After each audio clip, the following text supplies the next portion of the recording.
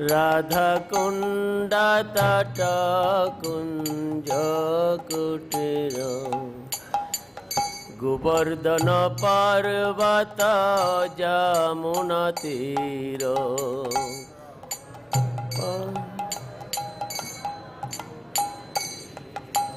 গোবর্ধন পর্বত যমুনা তীর গোবর্ধন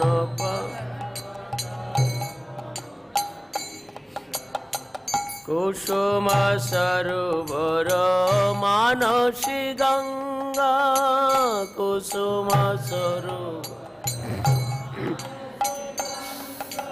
কুসুম সরোবর মানস গঙ্গা কুসুম সরোবর কালিন্দী নন্দিনী বিপুল তরঙ্গা কালিন্দী নন্দিনী কালিন্দী নন্দিনী বিপুল তরঙ্গা কালিন্দী নন্দিনী বংশীবট গোকুল ধীর সমীরা বংশীবট বংশীবট গোকুল ধীর সমীরা বংশীবট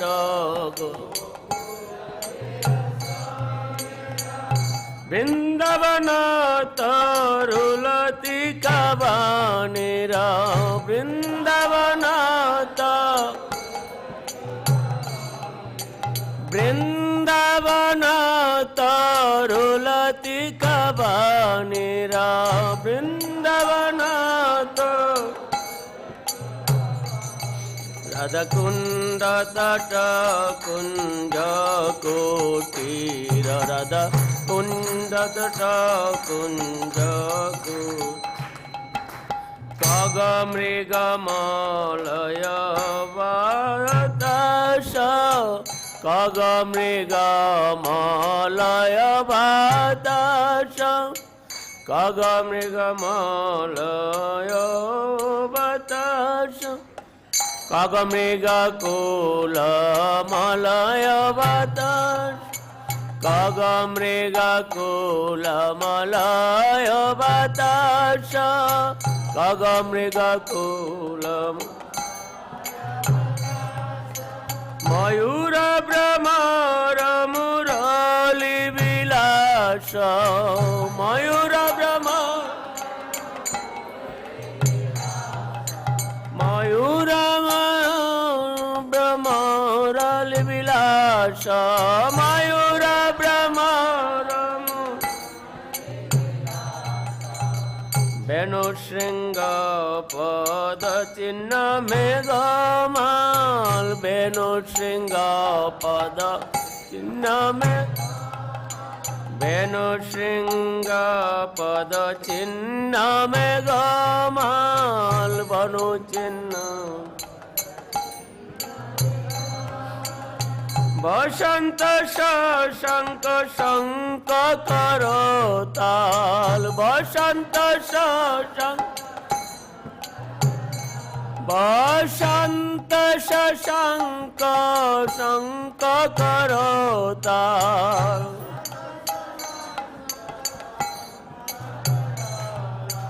যুগল বিলাসে অনুকূল জানি যুগল বিলাসে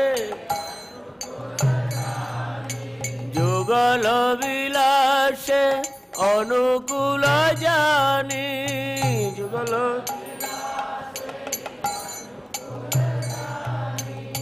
লীলা বিলাস উদ্দীপক মানি লীলা বিলাস একবার লীলা বিলাস উদ্দীপক মানি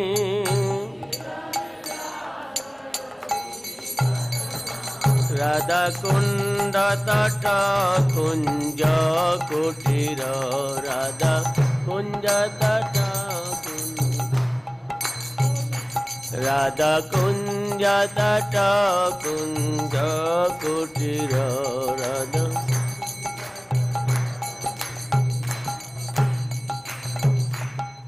Esa Vachadato Kanana Hidoro Esa Vachadato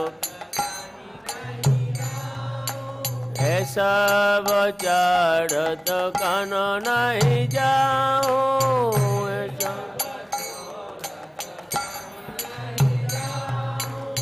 Esa Vajurada Paranararu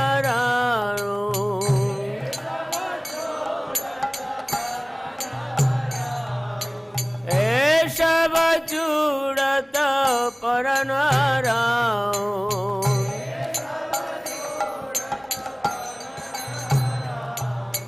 Bhakti Vinuda Kahe Suno Kana Bhakti Vinuda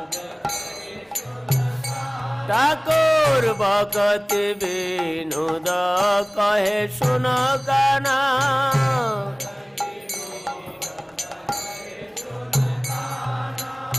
Tuhayo Deepak Amara Parana Tuhayo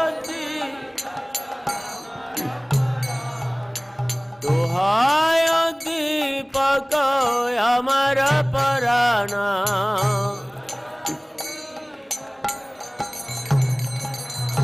Radha Kunda Tata Kunja Koti Radha Kunda Tata Kunja Koti Govardhana Parvata Jamuna Tira Govardhana Parvata Radha Kunda Tata Kunja Kutira Radha Kunda Tata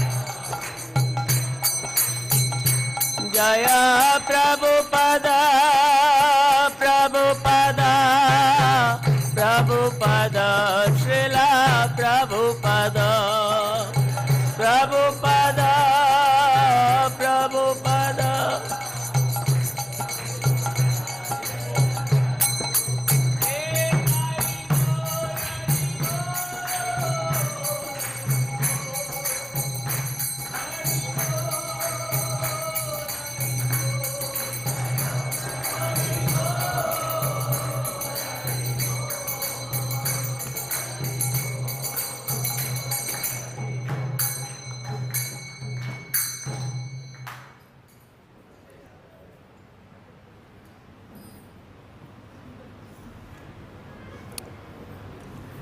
Jayam Vishnupad Paramhansa Parivrajakacaryastu Tara Satashi Shimaresi Bhaktivedanta Swami Srila Prabhupada Ki Jai Ananta Koti Vaishnavrinda Ki Jai Namacharya Srila Haridas Thakur Ki Jai Prem Sakho Shri Krishna Chaitanya Prabhu Nityananda Shri Advaita Gadadhar Shivasari Gaur Bhaktavrinda Ki Jai Shri Shri Radha Krishna Gopa Gopinatha Shama Kunda Radha Kunda Giri Govardhan Ki Jai Shri Vrindavan Dham Ki Jai Mayapur Dham Ki Jai, Jagannath Puri Dham Ki Jai,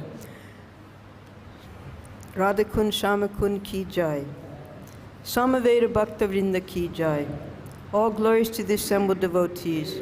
All glories to the assembled devotees. All glories to the assembled devotees. All glories to Shri Shri Guru and Gauranga. All glories to Srila Prabhupada.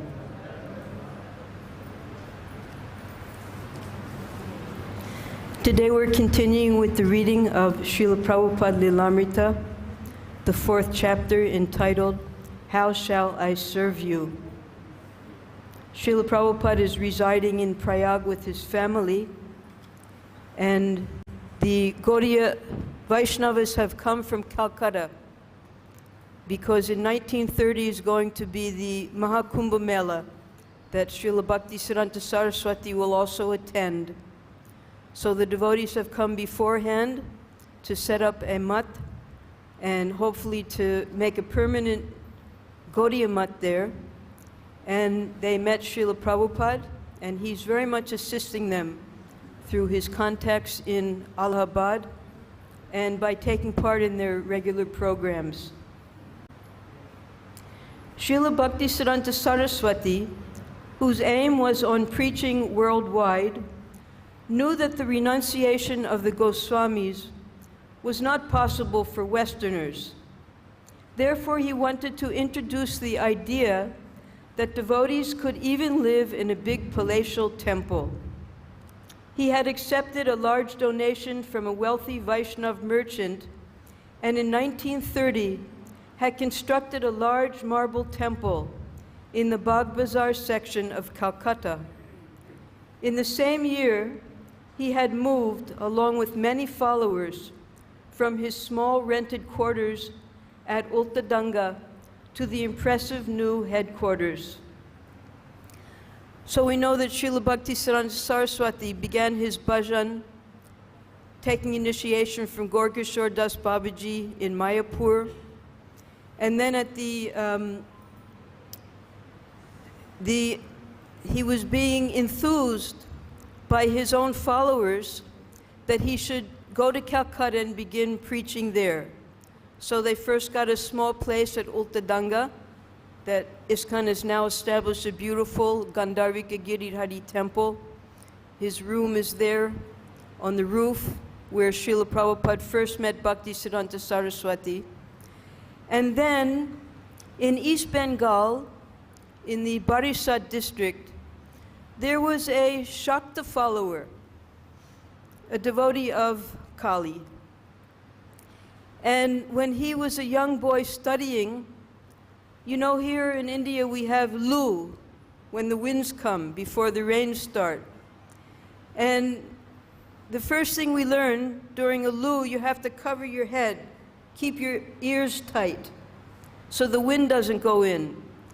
So what happened was the wind went into this young boy's ears, and he became deaf, so he couldn't continue his studies. And he became so depressed, he tried twice to commit suicide because there was no sense him living. He couldn't study, he couldn't live like a normal person. But each time his family brought him back to life. And finally he ran away from home. Only 14 rupees. He came from East Bengal and he came to Calcutta. And he started to build up a life. He was very intelligent. And he made an ink company. His name was Jagabandhu Datta, so he called it the JBD Ink Company. And suddenly he was a lakpati. He married two women, but he couldn't have any children. And while he was there in Calcutta, because by that time he had become so wealthy, he built he got land on the bank of the Ganga, built a beautiful palatial home for himself and his family, and was living quite comfortably there. And the devotees were just nearby. He would see their Sankirtan and he would get their association sometimes. And he became very close with Kunjada, who was the manager of the Ultadanga temple. And because of that very friendly relationship, he got the association of Srila Bhaktisiddhanta Saraswati, and then his whole life changed. Then he saw what pure devotion was, and he wanted to surrender everything. So Srila Bhaktisiddhanta Saraswati put him under the care of Kunja Bihari Das, and what was he going to do to serve Srila Bhaktisiddhanta Saraswati? Kunjada recommended, well, why don't you build a temple? So he took all of his money, everything. He stopped his work. He gave it over to his managers and family members, got 3 acres of land just on the bank of the Ganga, and began to build the most beautiful temple, all marble, everything designed by himself. And if there was any mistake, he would destroy it and rebuild it. Took him quite some time.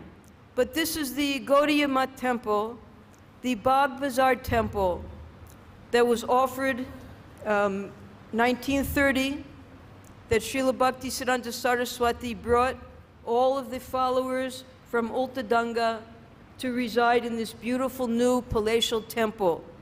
And this is where this is spoken in this paragraph.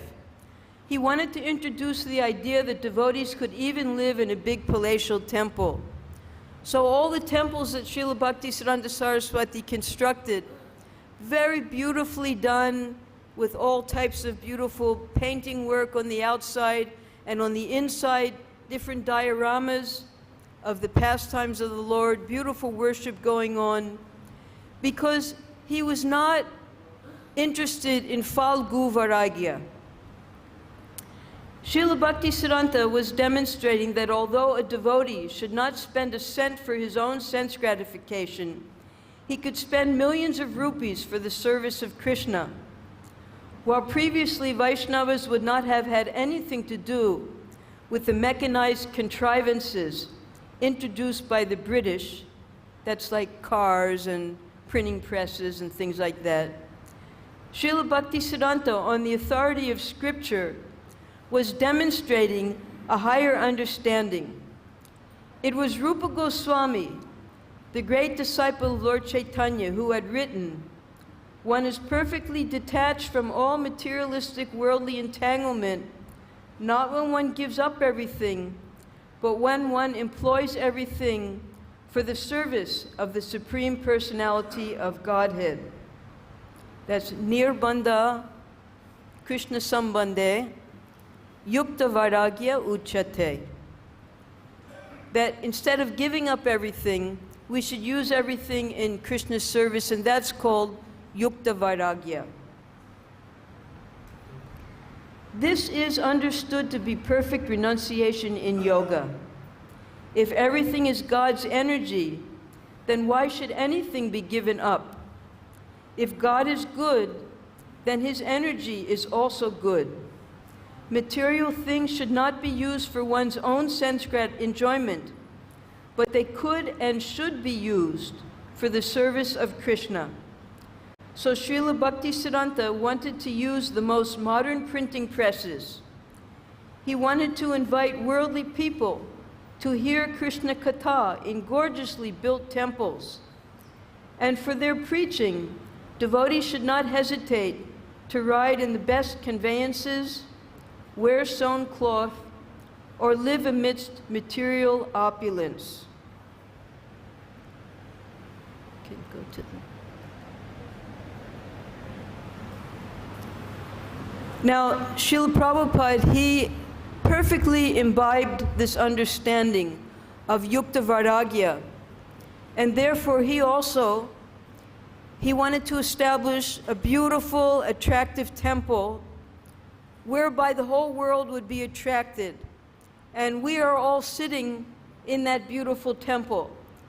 This Krishna Balaram temple was Prabhupada's attempt to attract the entire world to Krishna consciousness.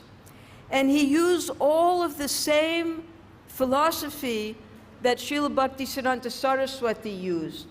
For instance, right behind our temple, and at the same time as the inauguration of the temple, Prabhupada made a 44-room guest house with a restaurant. That's because Prabhupada knew that people would not be prepared to live like the 6 Goswamis when they came here to Vrindavan. So he wanted to make very comfortable accommodations for the visitors. He also made, actually, Prabhupada didn't make any arrangement for where the brahmacharis would live.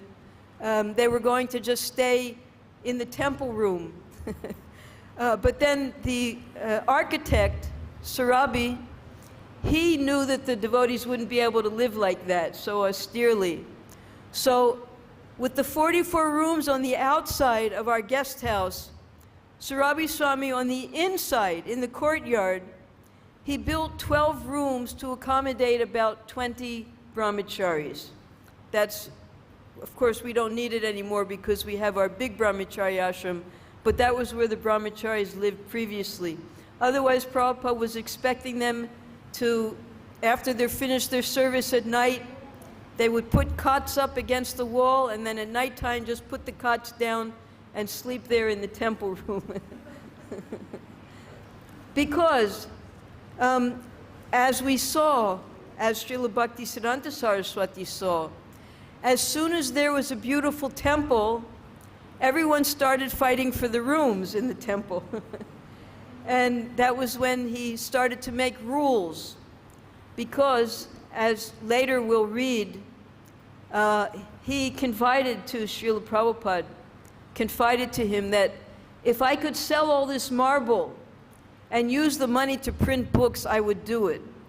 Because as soon as there's a beautiful residence, nice place to eat and sleep, people will take advantage. So he made very strict rules for living within the ashram, both Srila Prabhupada and Srila Bhaktisiddhanta Saraswati.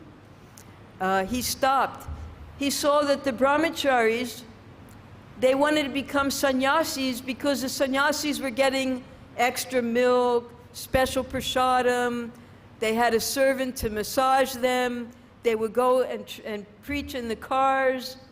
So that's why the brahmacharis wanted to become sannyasis.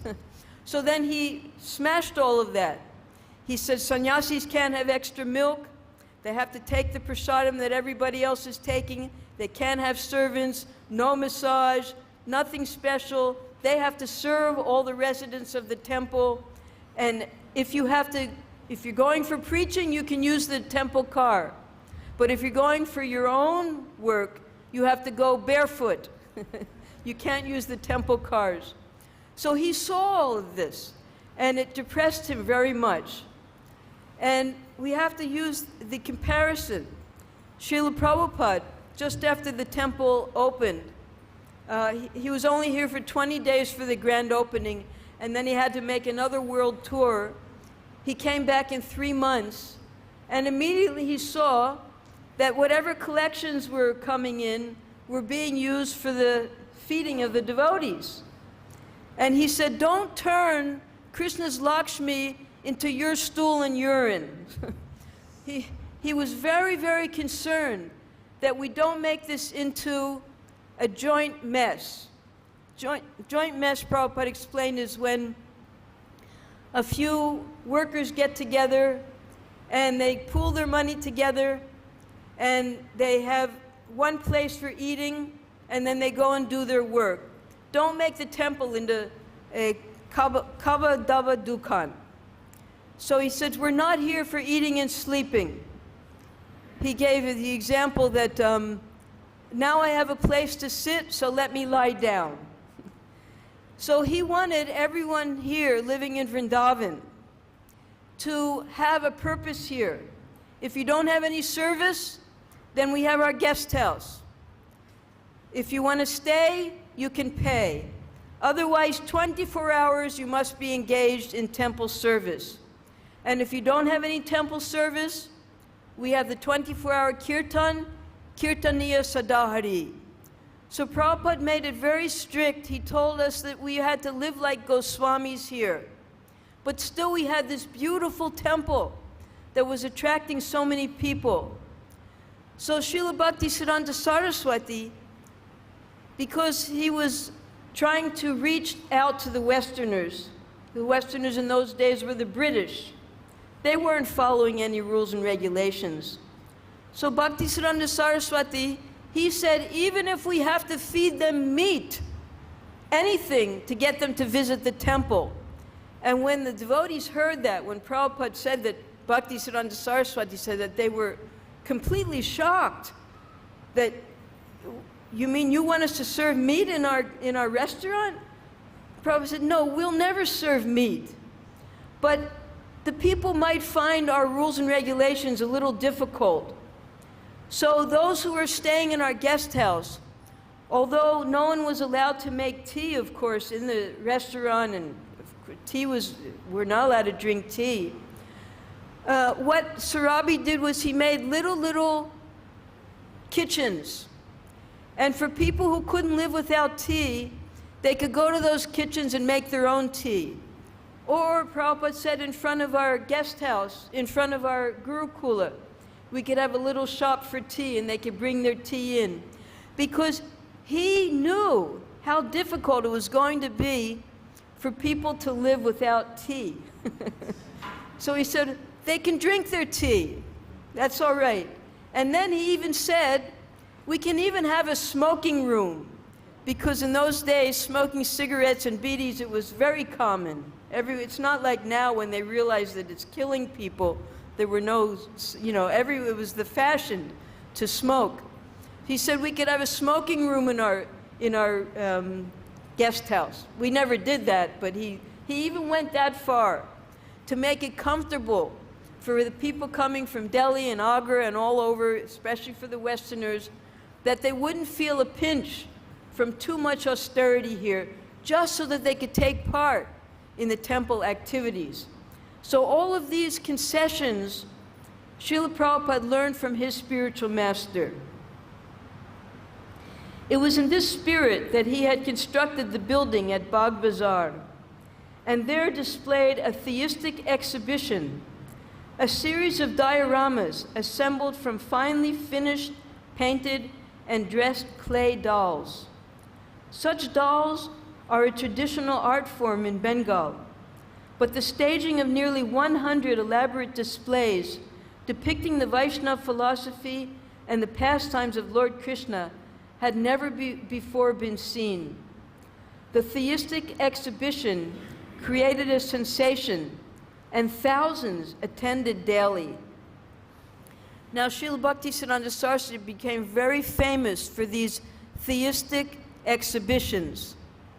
The first one that he manifested was in Kurukshetra, because in 1926 or 28, there was a big solar eclipse. So they got a very big area, and they made many, many dolls. On one side were all the Dwarkavasis, the Kauravas, the Pandavas, Krishna and Balaram and Devaki and Vasudeva, all the queens who had come from Dwarka, all in doll form. And on the other side were all the Brijbasis, Nanda Maharaj, Yashoda, Radharani, and the Gopis, who had come from Braj. And the big meeting place there at Kurukshetra. He made 20,000 pamphlets to hand out during this big solar eclipse. And in the course of 10 years, he made 3 such exhibitions in Kurukshetra. His next one after Kurukshetra, because he saw it was so attractive and successful, he made one in Mayapur that was 1 square mile. And instead of just using a spiritual aspect, he broke it into 2. He had a circus, he had amusements, he had boxing and wrestling and athletics, he had competitions in music, he had dramas and films. He made a huge map of India made out of sand and pebbles, showing all the holy places that people could walk around, and what Lord Chaitanya's path was, how Lord Nityananda traveled, and the different parikramas of Navadvip and Braj. He put all of this, and that was to attract the people. And then alongside of that, he had these spiritual exhibitions of the dioramas. He had ancient manuscripts. He had the lives of different sadhus in the diorama form. So it was half and half. He had different government displays, things on agriculture, things on cows, things on arts and crafts. So everyone from the whole area, they came to Mayapur to see this. And then he had his biggest and most successful one after opening the temple. This one in Calcutta, it attracted 1 million people. It was open from 7 in the morning until 10 o'clock at night. And at each diorama, there were over 100 dioramas. They made little booklets, like we have our Damodar Leela book and Mrigari and Narad and Mrigari. They made little booklets like that, and the brahmacharis would hand out these booklets telling the pastime of each diorama. So that way, they made it as a form of book distribution, because that was the whole aim. And throughout the day and night, he had the brahmacharis and sannyasis giving lectures So Srila Bhaktisiddhanta Saraswati was so intelligent that he knew how to use everything to attract people to Krishna consciousness. And this is exactly what Srila Prabhupada did in his preaching throughout the world. He would say, if I just sat in Vrindavan, then there would be no ISKCON. None of you would be here. But instead, he traveled all over the world. He was an old man. He started at age 70 when he reached America. He said, I couldn't move, but still I'm moving constantly just to see that everything is going on around the world. He couldn't eat, he couldn't walk even. Still, he was ready to go on another world tour in 1977. So all this inspiration and learning how to apply everything in Krishna's service came from his spiritual master, and we're all getting the benefit of that. In that same year, Srila Bhaktisiddhanta Saraswati had taken about 40 disciples on a parikrama all over India.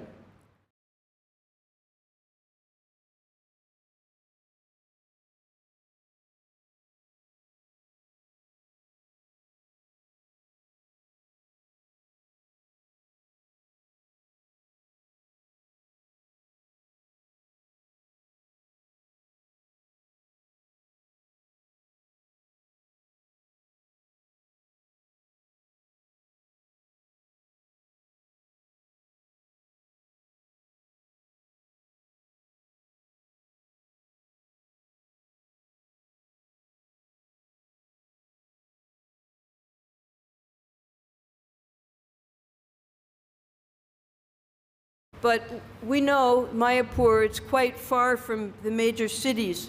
It's very hard for him to get the printing done there. So he moved then to Krishnanagar. In Krishnanagar, not only did he print his books, but he also took commercial jobs, and those jobs made enough money to print all of the books.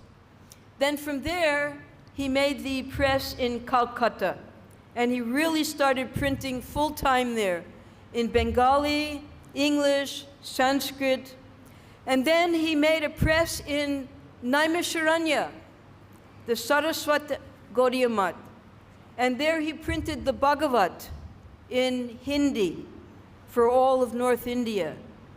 And then, although in Assam,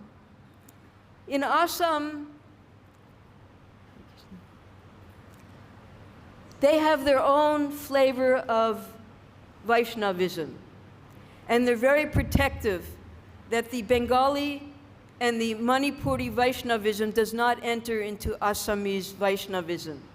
It was started 300 years ago by one of Narottam Das Thakur's disciples.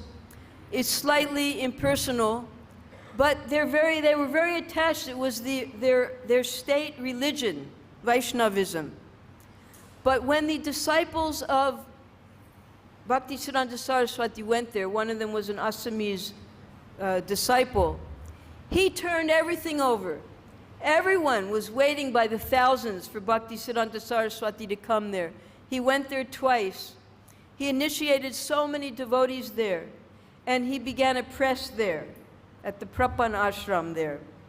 Then Orissa, he made one there in Cuttack, so that they could print in Oriya. Now, this printing, particularly in Orissa, we have a godbrother, very great Vaishnava named Gaur Govinda Goswami, who was sent alone. He joined here in Vrindavan. He was already in the Vanaprastha stage. He took sannyas from Srila Prabhupada, and immediately Prabhupada sent him alone to Orissa to open up a temple there and to begin translating Prabhupada's books in Oriya. And he was all alone in Bhubaneswar. And he wrote to Prabhupada, I have no one, I'm just living in a hut. If anyone comes to me, they just come to cheat me. I can't make any devotees.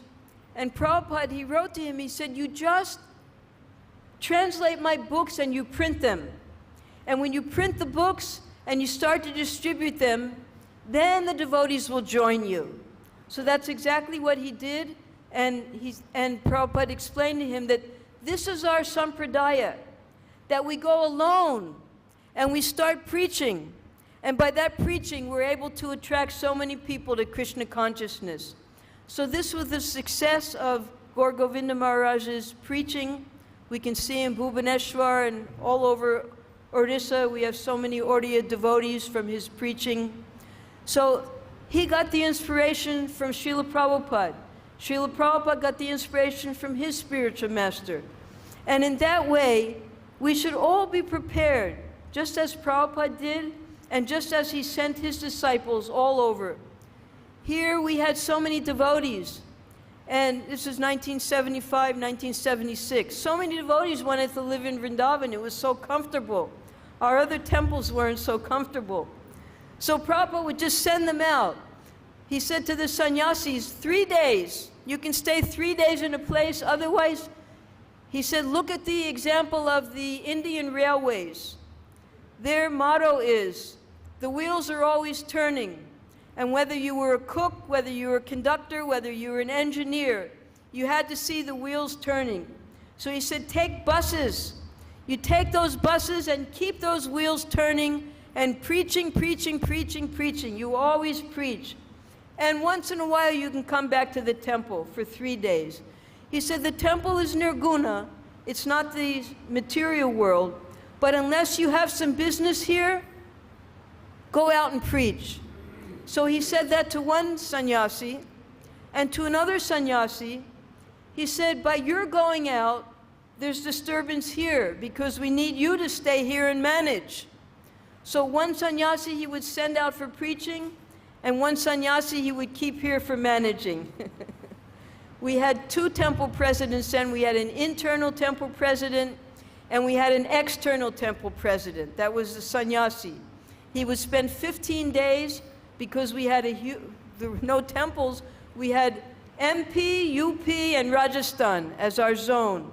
15 days, he'd be making centers in Kanpur, Lucknow, Jaipur, Indore, all over our zone. And then 15 days, he'd have to come back here and manage. So whatever, even a sannyasi, be prepared to do any service, even if it means managing. So as Bhaktisiddhanta Saraswati took a tour all over India, so that's the first thing that Prabhupada did. Before he even brought the devotees to Vrindavan, he spent the whole first year with about 40 disciples traveling all over India. It was 1970. And then finally in 1971, for 2 weeks, he brought the devotees here. He established his rooms for the devotees to stay in at Radha Damodar Temple, and then he told them to look for land here so we could make this temple. So Prabhupada was not interested in having the devotees just stay here, to live comfortably. And this he learned from his spiritual master. We're not interested in making a comfortable place just for eating and sleeping. No, these are simply bases so that we can go out and preach. Prabhupada gave the example. He said when he was alone in Delhi making his Back to Godhead magazine, he did everything alone, from the purchasing of the paper to the distribution, printing, proofreading, everything. And he said one hot day in Delhi, he was standing on the street distributing his Back to Godheads, and the heat was so unbearable that he got what he called brain fag. Brain fag, I don't know if any of you, it's heat stroke. He said he was wheeling back and forth like a drunkard. He couldn't keep his balance. And he didn't have enough money even for a taxi. He had no money. He was just selling his Back to Godheads for 10 paisa. By Krishna's arrangement, a friend drove by in a car, put him in the car, took him to his house and gave him medicine, and then he was all right. He said, yes, I felt just like our book distributors. He gave the example of our book distributors who were out preaching. And it's so difficult sometimes when you're doing book distribution on this, or traveling and preaching like that. So Prabhupada himself used to do that. And Bhaktisiddhanta Saraswati, he used to send the brahmacharis out. Because we can see here, he produced not just once a month, every day he produced the Nadia. And this Nadia Prakash, he would split it in half. He would give a little bit of news about what was going on in Calcutta, and then he would go into the spiritual aspect of things. So, just like we used to have in our Back to Godhead magazine, Srila Prabhupada Speaks, there would be something that's going on, some war or some tension or something, some famine, and on that, then the whole philosophy could be described. So that every day. So one wealthy man said to him, how can you print on spiritual matters a newspaper every day? And Bhaktisiddhanta Saraswati said, in Calcutta, there are a dozen newspapers being printed every day. And Calcutta is just one little city, in one little country, on one little planet. There are millions of planets, there are trillions of universes. And the whole material world is just one small portion of the creation. What we are printing every day is news of the spiritual world. We could print a newspaper every moment if there were just enough people interested in reading. So this was Bhaktisiddhanta Saraswati's concept of preaching, printing and distributing. Here it is. In Calcutta, a politician had asked Srila Bhaktisiddhanta Saraswati how he could possibly print his Nadia Prakash as a daily newspaper. Srila Bhaktisiddhanta Saraswati had replied that it was not so amazing if one considered that in Calcutta alone there were half a dozen ordinary daily newspapers. Although Calcutta was but one city amongst all the cities of India, India was but one nation amongst many nations on the earth. The earth was but an insignificant planet amidst all the other planets in the universe. This universe was one amongst universes so numerous that each was like a single mustard seed in a big bag of mustard seeds. And the entire material creation was only one small fraction of the creation of God. Nadia Prakash was not printing the news of Calcutta or the earth, but news from the unlimited spiritual sky, which is much greater than all the material worlds combined. So if the daily Calcutta newspapers could report limited earthly tidings, then small wonder that Nadia Prakash could appear daily. In fact, a newspaper about the spiritual world could be printed every moment, were there not a shortage of interested readers. So Srila Prabhupada, of course, he wasn't in Calcutta at this time.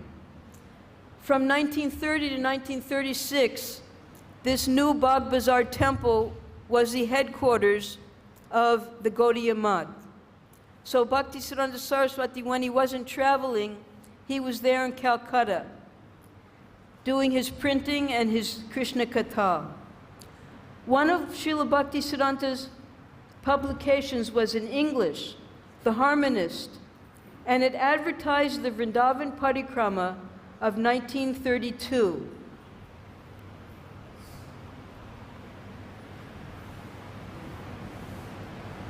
No, you skipped one.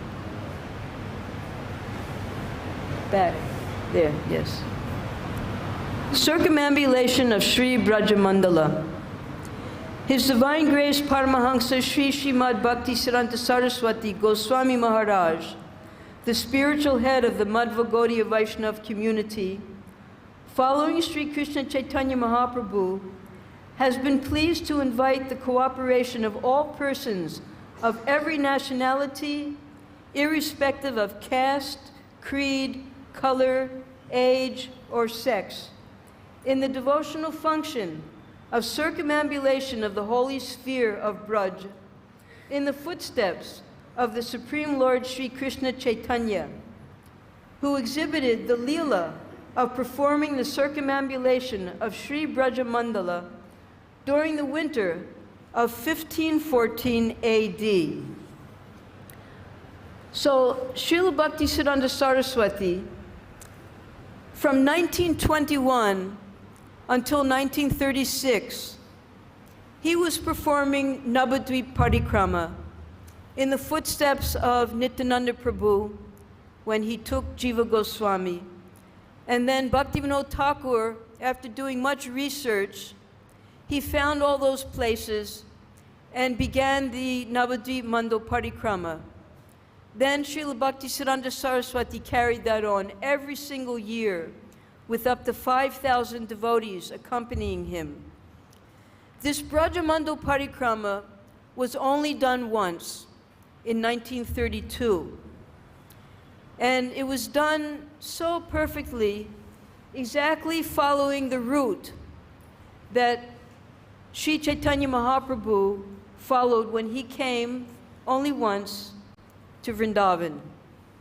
When Chaitanya Mahaprabhu reached Mathura, after coming from Agravan, which is Agra, he met a disciple of Madhavendra Puri, the Shashodaya Brahmin. And Mahaprabhu asked the Shashodaya Brahmin to take him to the 12th forest of Vrindavan. And this was the course that he took, the one that we follow every year on our Brajmandal Parikrama. So Srila Bhaktisiddhanta Saraswati, for the first time in our Gaudiya tradition, he had this magnificent Brajmandal Parikrama. You can show the pictures now. We'll read more about this, but this is just to show you. It says Brajmandal Parikrama here, and these were about 1,000 devotees took part. And it was men and women, mostly brahmacharis, sannyasis. They had the deity of Chaitanya Mahaprabhu on an elephant. Next one. Yes, this is their camp. They had about 100 tents. In the center were the deities, and Srila Bhaktisiddhanta Saraswati will read about it. When Abai had heard from the members of the Allahabad Gaudiya Math about the parikrama, he had been fully occupied with his local Prayag pharmacy business and traveling to secure new accounts. But he had calculated how he could join at least for a day or two. And he had fixed his mind on again obtaining the darshan of Srila Bhaktisiddhanta Saraswati. Srila Prabhupada had not seen his Guru Maharaj since 1922. Now it's 1932. No, he had taken initiation in 1930. That was in Allahabad. And now it was 1932. He wanted to have darshan again. Srila Prabhupada, I was not initiated at the time of the parikrama, but I had very good admiration for these Gaudiya Math people. They were very kind to me, so I thought, what are these people doing in this parikrama? Let me go. So I met them at Kosi. So this parikrama took place just as we have it during the month of Kartik. It was October, November. And Srila Prabhupada came here. We'll read all the details. A month later, this is all 1930, a month later, Srila Bhaktisiddhanta Saraswati came to Prayag for the Kumbh Mela, and at that time initiated Srila Prabhupada. Abhay Charnaravinda Das. The Parikrama party traveled with efficient organization. An advance group, bringing all the bedding and tents, would go ahead to the next day's location, where they would make camp and set up the kitchen. Meanwhile, the main party, bearing the deity of Lord Chaitanya Mahaprabhu and accompanied by kirtan singers, would visit the places of Lord Krishna's pastimes, and in the evening arrive in camp. Now, the party itself, as they began each day, they would sing this bhajan that we sang at the beginning of the class. This is song number 32 from Sharanagati by Srila Bhaktivinoda Thakur in the Anukula section. It's the names of all the different udipans that one experiences when they have darshan in Vrindavan. The places, the sounds, the memories of the Leela, the different aspects of Krishna's attire and his associates. So these are all considered by Srila Bhakti Vinod Thakur to be udipans. That means things that stimulate us in our love for Krishna. So with this song, they would begin their padayatra every day. Now the deity of Mahaprabhu would be on a big elephant. They had horses that the brahmacharis would ride on to keep everyone in order, because there were no roads, it was only dirt paths. Only one road, just like here in Vrindavan. Even 50 years ago, we only had one road, and that was a single lane, this Chatikara road. Everything else was just dirt roads around here.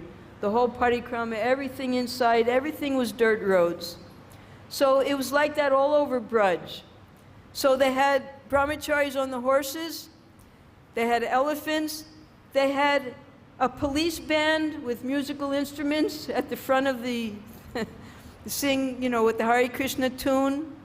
Everyone was chanting kirtan, and although parikrama is supposed to be done barefooted, Srila Bhaktisiddhanta Saraswati allowed, if they weren't able to do it barefooted, that they could wear shoes with rubber soles and cloth on top, because he knew that not everyone would be able to do it.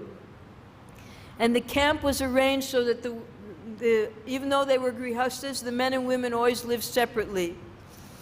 And Bhaktisiddhanta Saraswati explained that we're actually not here for darshan of the holy places. We're here to hear from the sadhus and to have him guide us for the entire month of the parikrama.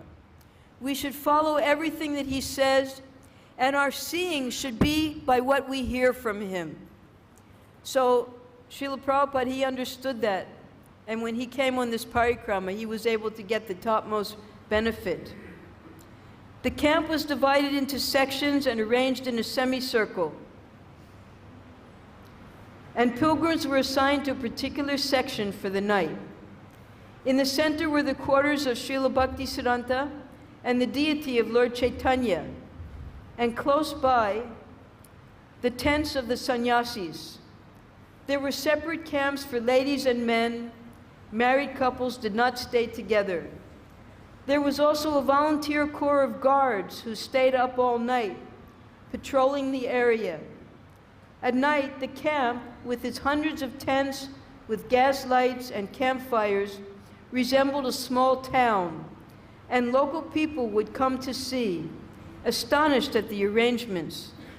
In the evening, everyone would gather to hear a discourse by Srila Bhaktisiddhanta Saraswati. You can go to the next picture now. Yes. So this is at the time of Chaturmas. This is the only time. Otherwise, every fortnight, the devotees were expected to shave. But during this Chaturmas Brat, Srila Bhaktisiddhanta Saraswati, he did not cut his hair. This is a picture of him at Mathura. Now, although Srila Bhaktisiddhanta Saraswati only organized this Brajmando Parikrama one time, he did come here 2 or 3 times for the Chaturmasya Vrat. 1936, he was requested, most of us have seen the holy place called Sanket. It's in between Barsana and Nandagaon. And there's a temple there called Sanket Bihari. So he was requested to look after that temple.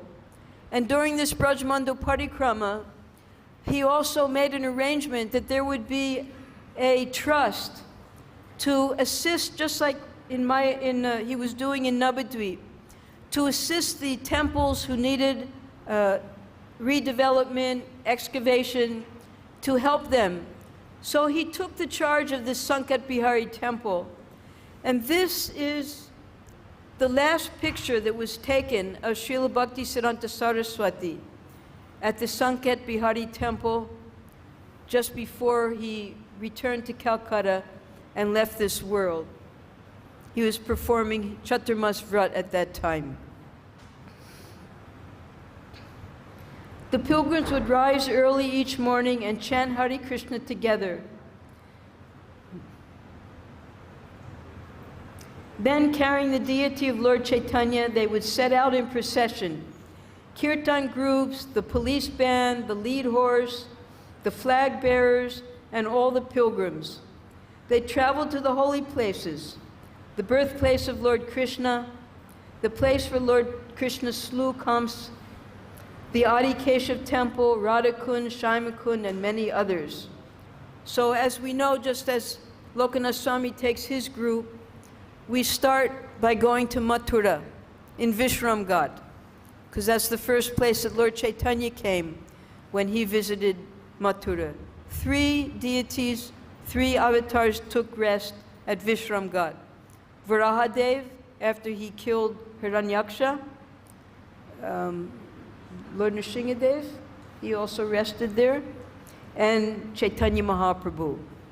That's why the Varaha deity is there. So that's the beginning, and then from there, they see all the spots in Mathura, and then walk on to Madhuvan and Talavan, Kumudvan, Bandiravan, all these, Bandiravan's on the other side. That list was there. You can go back to the list. Yes.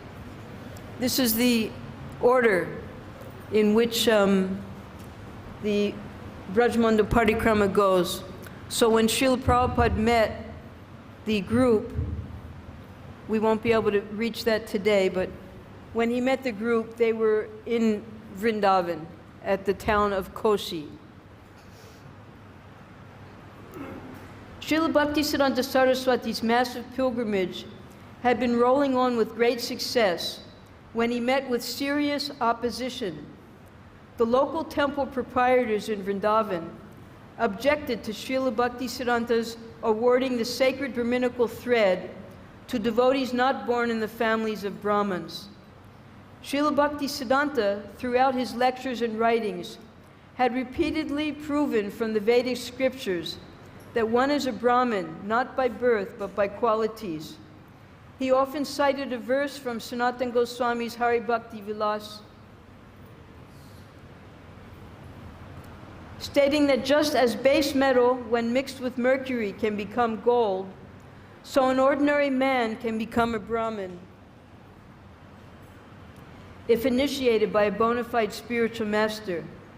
He also often cited a verse from Srimad Bhagavatam, in which the great sage Narada tells King Yudhisthira that if one is born in the family of a Sudra but acts as a Brahmin, he has to be accepted as a Brahmin. And if one is born in the family of a Brahmin but acts as a Sudra, he is to be considered a Sudra. Because the prime method of spiritual advancement in the age of Kali is the chanting of the holy name of God. Any person who chants Hare Krishna should be recognized as a saintly person. Now, when the party reached here, the town of Vrindavan, they shut the doors. And it was the Goswami family of the Radharaman temple that finally opened the doors amongst all the temples. And Padmanabh Goswami, when he was interviewed, he explained that for the past 100 years, from the time of the great-grandfather of Padmanabh Goswami, his name was Madhusudan Das Goswami, they were friends. He was friends with Bhaktivinoda Thakur and also Bhaktisiddhanta Saraswati at a young age. So from Madhusudan Das Goswami to his father, Vishrambar, then Padmanabh Goswami, they were all friends and well-wishers of the Gaudiya Vaishnavas.